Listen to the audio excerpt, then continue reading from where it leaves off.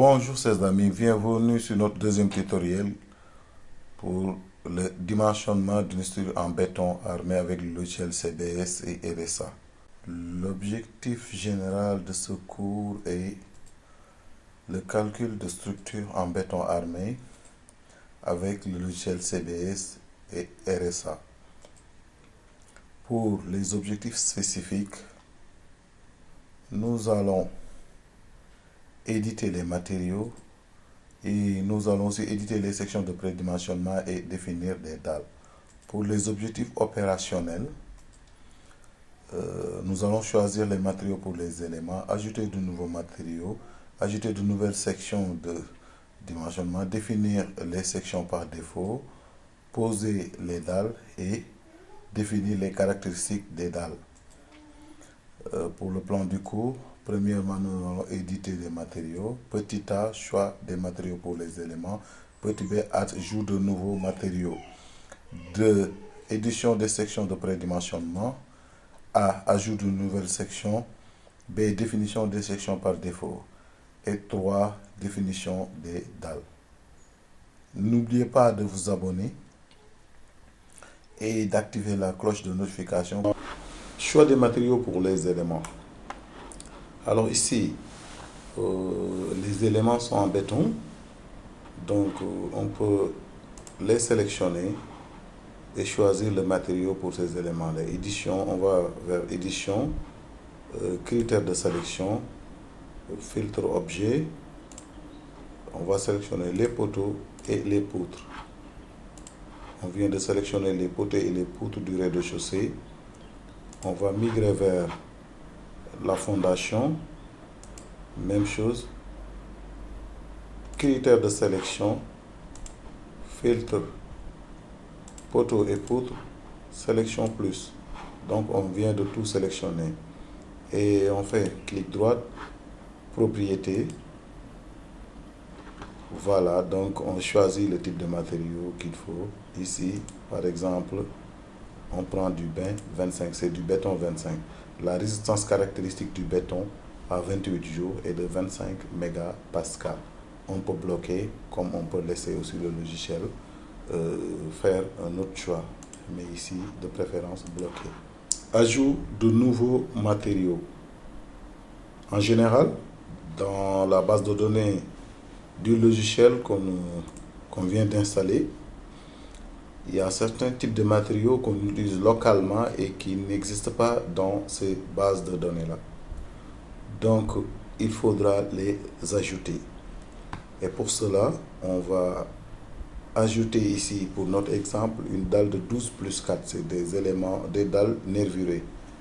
Ok, c'est des dalles nervurées, des dalles avec éléments préfabriqués et ourdis. On les appelle aussi des planchers semi-préfabriqués de 12 plus 4.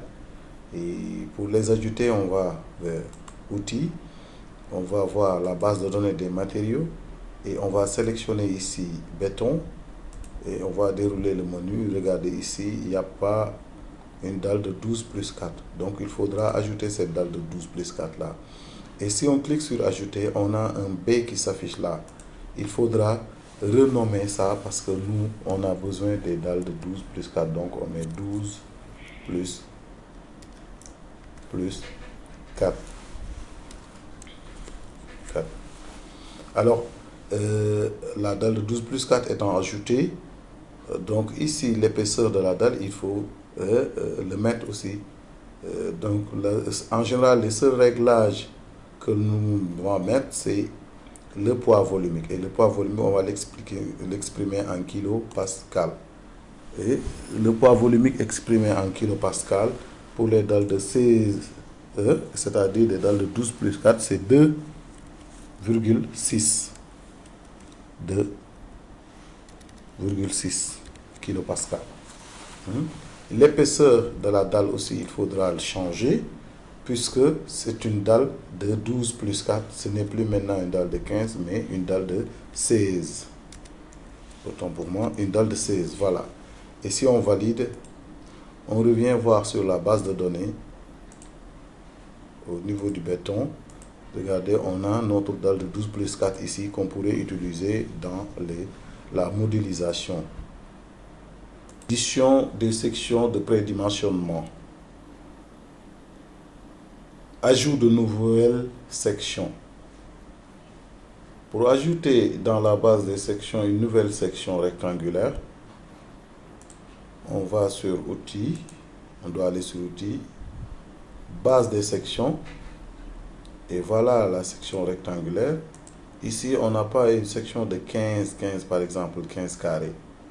Et là, il faudrait ajouter une section, et la section, elle est là, ajouter, et on sélectionne, on doit changer. On doit mettre ici 15 cm par exemple, et là 20 par exemple. Donc c'est une section de 15-20. On pourrait parler de 15-15, 15-30, ainsi de suite. Toutes les autres sections que nous voulons ajouter, on va venir les ajouter ici. Maintenant, on valide. Définition des sections par défaut. Donc on peut définir des sections par défaut. Par défaut, on va calculer avec ces sections-là. Donc pour cela, on va sélectionner la structure entière. Pour sélectionner la structure, c'est la même chose. Édition, critères de sélection. On va venir sur filtre des objets. On va sélectionner poteau et poutre. On sélectionne tout. Ici, au niveau du rez-de-chaussée, on va migrer vers l'étage. On va aller sur édition, critères de sélection, filtre objet, poteau et poutre, sélection plus. Donc on a tout sélectionné. Et on vient faire clic droit, propriétaire. Ici, la section par défaut, on vient chercher ça ici, par exemple du 15-30. On va utiliser 15-30 comme section par défaut. Mais on ne va pas bloquer cette fois-ci parce qu'on va laisser le logiciel trouver la meilleure section. Ici, on va bloquer, mais pour le béton, quand même, on bloque. Définition des dalles. Alors, on doit poser maintenant les dalles au niveau du plancher ou de RDC, du rez-de-chaussée. Ici, on va se positionner sur le rez-de-chaussée. Alors, on peut aller directement sur la barre des menus, chercher objet, dalle, ou bien il y a les raccourcis, raccourcis dalle ici qu'on peut aller chercher. Et si on clique sur l'addition spéciale ici, ce qu'on appelle baguette magique aussi, si on clique là-dessus, on va reconnaître les contours fermés et poser les dalles directement ici. On pose les dalles, ainsi de suite. À chaque fois que notre contour est fermé, on peut poser la dalle rapidement sans perdre du temps. Ok. On vient de poser, d'éditer les dalles. On va à présent définir les caractéristiques de la dalle. Par exemple, pour cette dalle-là qui est supportée par 4 poutres, 1, 2, 3, 4, on va devoir lui dire que c'est une dalle avec des éléments et des ourdis.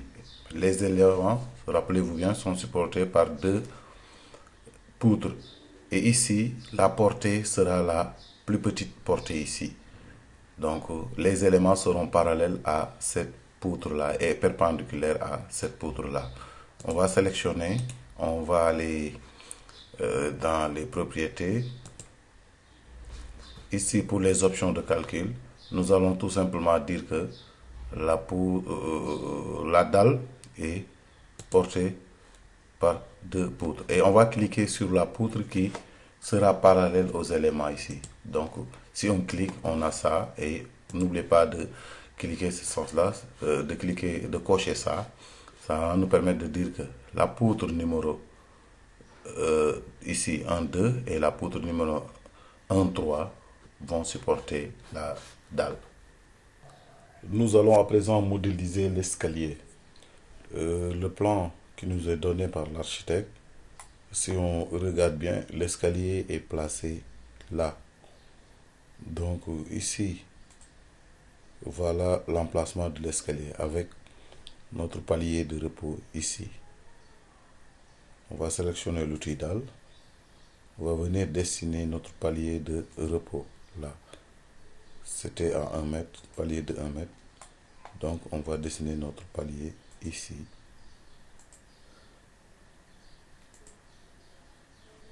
Voilà. Si nous regardons la vue en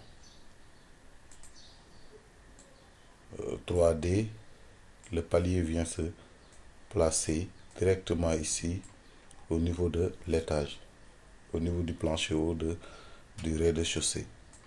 Alors que le palier, sa place n'est pas ici. Donc on va sélectionner tout simplement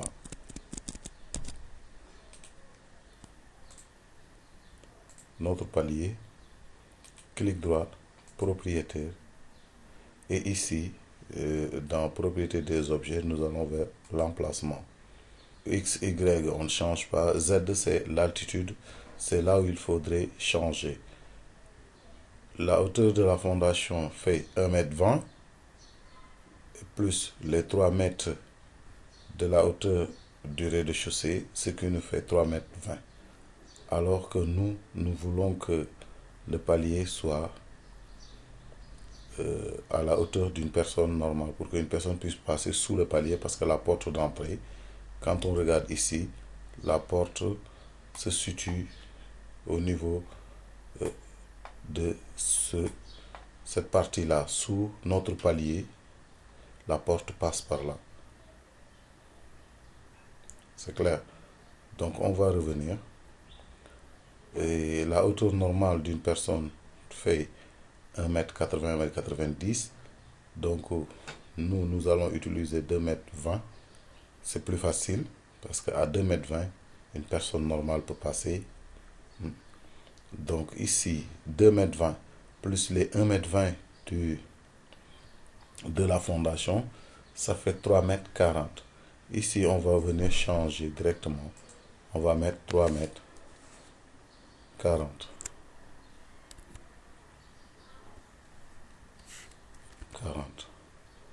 Et pareil, là aussi, on va venir mettre 3,40 m. Et ici, on valide. Voilà notre palier. Maintenant, si on peut tourner carrément pour voir que notre palier maintenant n'est plus à la hauteur là-bas, mais notre palier est bien entendu là. Et après, qu'est-ce qu'il faut faire? On va venir sélectionner l'outil escalier. On trace. En général, notre premier volet, c'est la moitié. On vient tracer. Et voilà notre premier volet ici, qui s'accroche directement au niveau de notre palier là ici. Et maintenant, je me rends compte que on est très haut. Le palier est très haut par là, par rapport à notre premier volet. Mais c'est pas grave, on va revenir régler le problème une fois pour toutes. Et notre deuxième volet, on va venir poser notre deuxième volet qui se trouve être là. Et voilà, le tout est joué. Maintenant, il reste à compléter avec une dalle sur cette partie-là. Pour cela, on va cliquer sur l'outil dalle. On va venir poser cette dalle-là ici.